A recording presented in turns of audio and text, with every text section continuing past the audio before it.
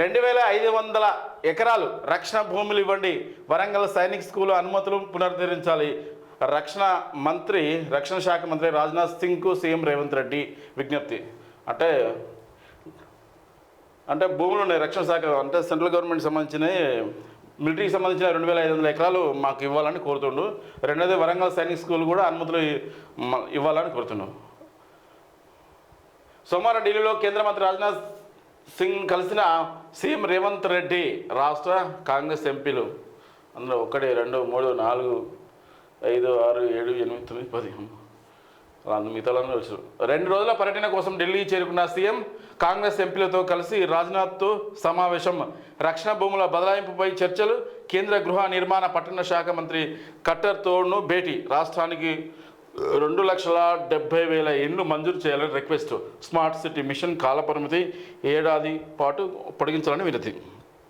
ఎందుకంటే central government నుంచి 2,70,000 ఇండ్లు మంజూరు చేయాలని అడిగిను. ఇది ఎంత మంచిగా ఉందనుకున్నట్ల రాష్ట్రానికి ఏమేమి కావాలో ప్రధానమంత్రిని అడగాలి, కేబినెట్ మినిస్టర్ని అడగాలి. అది లోకడ మన కేసీఆర్ కాక అడిగిండా ఎన్ని ఇండ్లు వచ్చు అట్లా అడగపోయా. హైదరాబాద్లో రోడ్ల విస్తరణ ఇతర అవసరాలకు దాదాపు 2,500 ఎకరాల డిఫెన్స్ భూములను రాష్ట్ర ప్రభుత్వానికి బదలాయించాలని రాష్ట్ర శాఖ మంత్రి రాజ్నాథ్ సింగ్ను సీఎం రేవంత్ రెడ్డి కోరారు. వరంగల్లో సైనిక్ స్కూల్ అనుమతులను పునరుద్ధరించాలని విజ్ఞప్తి చేశారు. 2 రోజుల పర్యటనలో భాగంగా సోమవారం మధ్యాహ్నం సీఎం రేవంత్ రెడ్డి ఢిల్లీకి చేరుకున్న అనంతరం రాష్ట్రానికి చెందిన కాంగ్రెస్ ఎంపీలతో ప్రత్యేకంగా సమావేశమయ్యారు. ఎంపీలతో కలిసి అక్బర్ రోడ్లోని రక్షణ శాఖ మంత్రి నివాసానికి చేరుకుని రాజ్నాథ్తో భేటీ అయ్యారు. మంచిగా ఇట్లా అడగాలి. అడిగితే మన రాష్ట్రానికి ఏమేమి కావాలో అవి తెచ్చుకోవాలి. మిమ్మల్ని ఎక్కించిందే అందుకోసమే.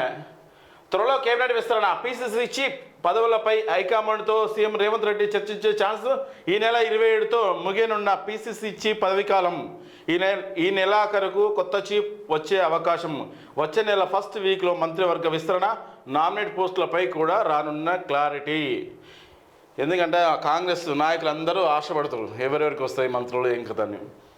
ఈ పీసీసీ చీఫ్ ఓబీసీ వాళ్ళకు వచ్చే ఛాన్స్ ఎక్కువ ఉంది. ఎందుకంటే మిగతా వాళ్ళకి ఎవరికి రాలేదు, వాళ్ళకు ఉంది. ఎందుకంటే వాళ్ళకు కూడా రెడ్డికి ఇస్తే రెడ్డి అవుతుందని వెనకబట్లు పడుతున్నారు. రెండవది నీటిపై సిట్టింగ్ జడ్జితో ఎంక్వైరీ జరిపించాలి. స్టూడెంట్లతో చెలగాటం ఆడిన వాళ్ళని శిక్షించాలి. సీఎం రేవంత్ రెడ్డి కొందరి పైన నెపం నెట్టేందుకు కేసు సిబిఐకి అప్పగించారు. కేంద్ర బడ్జెట్లో రాష్ట్రానికి ప్రత్యేకంగా నిధులు ఇవ్వాలనే డిమాండ్. పోచారం శ్రీనివాసరెడ్డితో కలిసి ఖర్గేతో భేటీ.